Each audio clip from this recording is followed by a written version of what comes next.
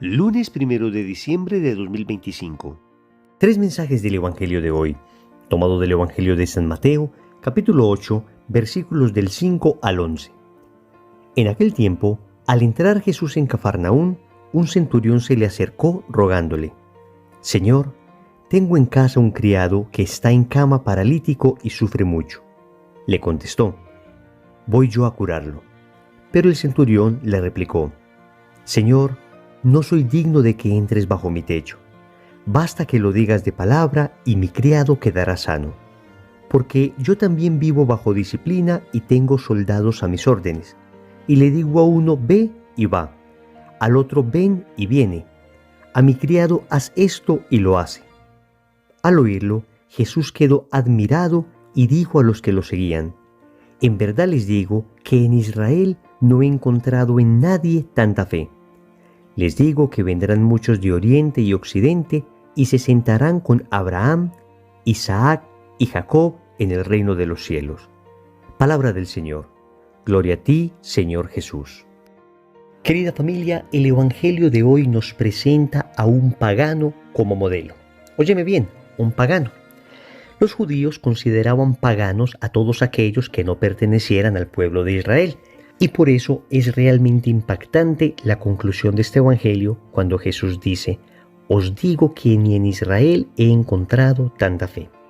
Lo que está diciendo el Señor es que en el pueblo elegido, del que nació Él, el Mesías, el pueblo que Él se había preparado con profetas, el pueblo que Él se había escogido sobre todos los pueblos de la tierra, en este pueblo no había encontrado tanta fe como en el centurión.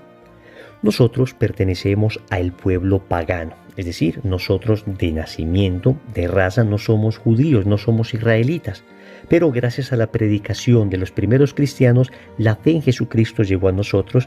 Y es curioso, porque este pagano centurión está representando lo que sucedió históricamente, que el pueblo de Israel, a quien el Señor había hecho tantas promesas, se ha demorado mucho más para creer en Jesús, mientras que nosotros los paganos rápidamente accedimos a la fe. Vamos a meditar tres mensajes de este Evangelio. Primero, ten la caridad del centurión. Segundo, ten la humildad del centurión. Tercero, ten la fe del centurión. Vamos con el primer punto. Ten la caridad del centurión. Notemos lo que dice el Evangelio. Un centurión se le acercó rogándole: «Señor, tengo en casa un criado que está en cama paralítico y sufre mucho». Un centurión era una persona importante. Un centurión era básicamente un oficial del ejército de la antigua Roma que tenía a su mando una centuria, es decir, un grupo de 100 soldados. Por consiguiente, era prestigioso el centurión. Y tenía un siervo, tenía un empleado. Y tanta era la caridad de este centurión por este siervo que va personalmente donde Jesús para suplicarle que lo sane. Aquí vemos un ejemplo de tremenda caridad. Por eso Jesús no dudará en hacer el milagro, por la enorme caridad de esta persona. Amigos, la actitud del centurión contrasta muchas veces con nuestra actitud. A veces en nuestras oraciones, por ejemplo, nosotros somos bastante egoístas. Pedimos casi que exclusivamente por nosotros, por mis necesidades, por mis cosas. Poco pensamos en los demás. Y ahí manifestamos nuestra falta de caridad, nuestra falta de preocupación por los otros. El centurión, en cambio, no está pidiendo nada para él. El centurión está pidiendo algo para un subalterno, para una persona, entre comillas, inferior a él en cuanto a estatus social. Y está haciendo eso con una profunda humildad.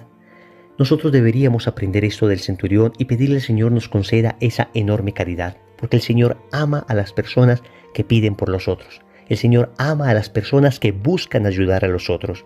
Y como cristianos lo entendemos, porque el Señor nos enseñó que Él habita en el otro. Existen muchas presencias del Señor. Por supuesto, la presencia eucarística es la más importante de todas. Él está allí con su cuerpo, sangre, alma y divinidad. Pero el Señor nos ha enseñado que Él también está presente de alguna manera en todo aquel que sufre. Y en el Evangelio de San Mateo, en el capítulo 25, versículo 31 y siguientes, el Señor nos dice que al final de los tiempos, en el juicio final, el Señor dirá a unos: venid benditos de mi Padre, y a otros: id malditos al fuego eterno. La razón de lo uno o de lo otro es precisamente si se hizo caridad o no con aquellos más pequeños. diciendo que si se lo hicieron a ellos, a Él mismo, es decir, a Jesús mismo lo hicieron. Él se está identificando con el que sufre. Cuando ayudamos al prójimo necesitado, Cristo dice, me ayudan a mí. Por eso nosotros hoy debemos estremecer nuestra alma, debemos sacudir nuestro corazón, debemos preguntarnos cuánta caridad he tenido con mi prójimo, cuánto me he esforzado por ayudar a las demás personas, cuánto he salido de mi propia comodidad para tender la mano al que lo necesita. No solo en el aspecto económico, pero también en ese aspecto. Pero pensemos en el aspecto moral, en el aspecto afectivo. Pensemos en cuánta necesidad tiene hoy la gente de ser escuchada, de ser amada, de ser básicamente acompañada. Y nosotros podemos hacer eso. Óyeme, no hay nadie tan pobre que no pueda dar algo, ni nadie tan rico que no necesite algo. Repito, no hay nadie tan pobre que no pueda dar algo, ni nadie tan rico que no necesite algo. A veces uno dice, ¿en qué podría ayudar? No tengo dinero, no tengo muchos conocimientos.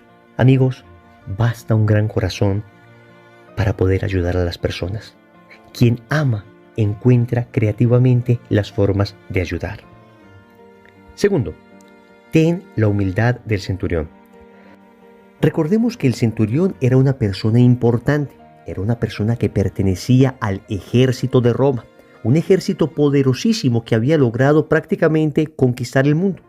Y cuando Jesús le dice que va a ir a su casa a sanar a su criado, la respuesta del centurión es bellísima. No soy digno de que entres en mi casa. Basta una palabra tuya para que se sane.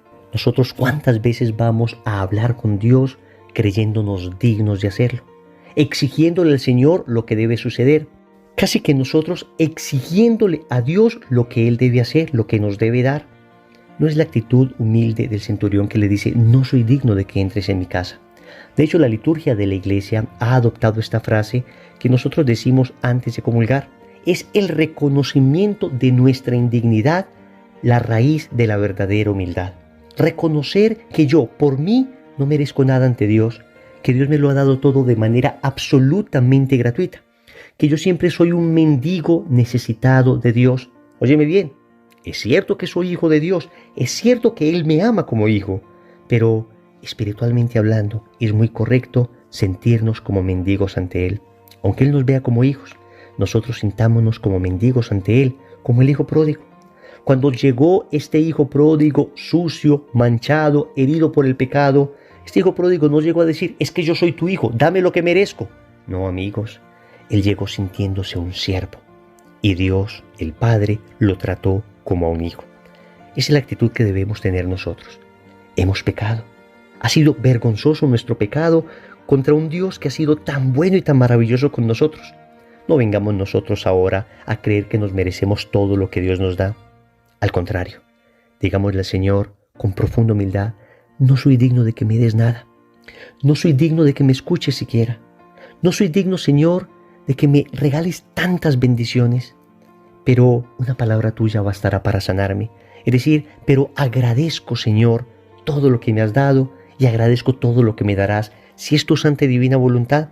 Y yo creo que especialmente en la oración debe haber una nota característica de humildad en cada cosa que decimos. Debe sentirse un verdadero aroma de humildad y no un tufo de orgullo, un tufo de soberbia, no un mal olor de prepotencia, de exigencia ante Dios. Amigos, cuántas oraciones se hacen con altanería ante Dios, exigiéndole al Señor. Yo mismo he escuchado plegarias con ese tono. Te exijo, Jesús, que cumplas tus promesas. O personas diciéndole a otras, exígele a Dios que se cumpla su palabra. Ay, queridos amigos, no somos nadie para exigir a Dios nada. Es con humildad, es con la humildad del centurión que debemos acercarnos a Dios. Es con la humildad del centurión que debemos pedir perdón. Es con la humildad del centurión que debemos suplicar los milagros. Siempre diciéndole al Señor, te pido esto, pero que no se haga mi voluntad, sino la tuya. Te pido esto si me conviene. Nosotros a veces le decimos al Señor, estoy seguro que esto me conviene y me lo tienes que dar. Cuando en realidad le debemos decir, Señor, esto es lo que yo quiero, pero no sé si es lo que necesito. Por eso te pido, dame esto que quiero solo si lo necesito. Pero si no lo necesito, no me lo des. Dame aquello que tú sepas que en realidad necesito. Tercero, ten la fe del centurión. Notemos que el centurión le dice a Jesús, Señor. Esta sola palabra ya es un título de reconocimiento de la divinidad de Cristo. Señor es la traducción al español de la palabra Kyrios en griego. Y la palabra Kyrios es la traducción al griego de la palabra Adonai en hebreo, que significa Dios.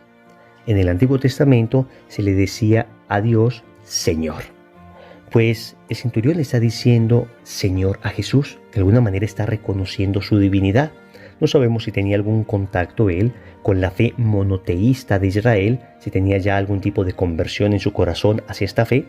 Pero en caso de que no, incluso es sorprendente que le llame Señor, porque los centuriones romanos solo llamaban Señor al César, porque en esta persona reconocían una especie de deidad.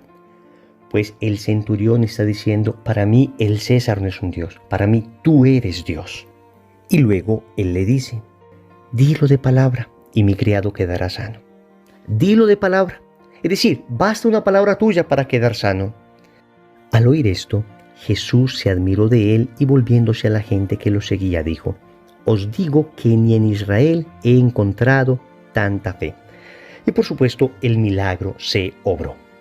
Amigos, la fe. Hemos visto la caridad del centurión, hemos visto la humildad del centurión y ahora vemos la fe del centurión, una fe de la que debemos aprender.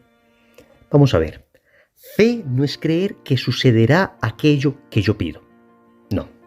Fe es creer que sucederá aquello que yo pido si Dios quiere. Eso sí que es fe, porque la fe tampoco es la imposición caprichosa de mi voluntad a Dios. Al contrario, la fe es el sometimiento amoroso de mi petición a Dios. Yo le pido a Dios confiado de que Él puede hacer esto que estoy pidiendo, pero siempre lo someto a su querer. Siempre digo, pero que no se haga mi voluntad sino la tuya. Pero tengo esa certeza en mi interior de que Dios puede hacer esto. Hasta un milagro, hasta la sanación física de alguien. Y esta sanación que se dio de este siervo del centurión no es simplemente un género literario. Efectivamente, Cristo sanó. Efectivamente, Cristo sanaba almas, pero también sanaba cuerpos, como parte de su ministerio de salvación. Y nos llama a nosotros también a ayudar las almas de las personas y a ayudar también sus cuerpos. Es decir, a ayudar a la persona de manera integral. Pero volvamos al tema de la fe. Nosotros necesitamos crecer en fe. Y para crecer en fe debemos pedir el don de la fe. Óyeme bien, la fe no es producto de un conocimiento, la fe no es producto de una terapia, la fe no es producto de un curso, la fe es producto de un don que se recibe. Y nosotros simplemente debemos estar abiertos a recibir ese don. Uno todos los días le debe decir al Señor, Señor, creo, pero aumenta mi fe. Señor, creo, pero aumenta mi fe. Porque es Dios el que nos puede ayudar a incrementar la fe en medio de las tentaciones que diariamente sufrimos. Y cuando vienen situaciones difíciles en la vida, pues a veces tenemos tentaciones de fe. Y te quiero decir una frase que me ha servido mucho a mí cuando tengo tentaciones de fe. Y es la siguiente. Solo tienen crisis de fe las personas que tienen fe. Repito, solo tienen crisis de fe las personas que tienen fe. Si tú en este momento estás padeciendo crisis de fe porque de repente pediste algo y no se te concedió, déjame decirte que si tienes crisis de fe es porque tienes fe. Pero, amigo, amiga, familia, no nos enojemos con Dios, no dudemos de Dios porque aquello que pedimos no se concedió. Puede que ni siquiera sea falta de fe, sino simplemente aquello no era voluntad de Dios. Y tú dirás, pero ¿cómo la sanación de esta persona no es voluntad de Dios? ¿Cómo conseguir este trabajo no es voluntad de Dios? ¿Cómo esto o aquello no es voluntad de Dios? Amigos, nosotros conocemos muy parcialmente la voluntad de Dios. Estoy seguro que cuando lleguemos al cielo y miremos los acontecimientos ya con una mirada sobrenatural, una mirada de perspectiva, una mirada que se orienta a la eternidad, entonces comprenderemos muchas cosas que aquí nos parecen oscuras, opacas, que aquí nos parecen difíciles de entender. Debemos tener una enorme humildad para decirle al Señor, hay cosas que no entiendo, hay cosas que no comprendo, porque te pido esto y a veces no se da. Pero, Señor, sé sobrenaturalmente que todo sucede para el bien de los que te aman y yo te amo. Y aunque no logre entender, sé que todo esto sucede para mi bien. Oremos. Amado Señor, hoy nos presenta la figura de un pagano que nos enseña la caridad. Señor, cuán egoísta he sido en mis oraciones y en mis peticiones. Siempre me pongo a mí de primero, siempre lo mío, siempre mis intereses. Ayúdame, Señor, a postergar lo mío en favor de lo de mis hermanos. Ayúdame a entregarme generosamente por los otros. Ayúdame a comprometerme con aquel que sufre, al punto de tenerle siempre presente en mis oraciones y en mis acciones de caridad. Pero para ello, Señor, necesito una profunda humildad que también hoy aprendo del centurión. La humildad para saber que yo no debo ser el centro de mi propia existencia, para saber que yo no soy el Dios de mi propia vida, para saber que soy una criatura, para saber que soy frágil, para saber que no debo llegar a exigirte cosas, sino a suplicártelas con profunda humildad, para saber que estoy en muchas ocasiones en mejores condiciones que mi hermano que sufre, pero cuando tengo soberbia, cuando soy cegado por el orgullo, solo veo mis necesidades. Sáname, Señor, de ese orgullo, de esa vanidad, de esa soberbia. Finalmente te suplico, Señor, me concedas el don de la fe. Hoy lo digo 1,000 veces. Señor, creo, pero aumenta mi fe. Señor, creo, pero aumenta mi fe. Señor, dame lo que me pides y pídeme lo que quieras. Amén. Recordemos entonces. Primero, ten la caridad del centurión. Segundo, ten la humildad del centurión. Tercero, ten la fe del centurión. Compromiso. En el rosario de hoy vamos a pedir las virtudes de la caridad, la humildad y la fe. En el nombre del Padre, y del Hijo, y del Espíritu Santo.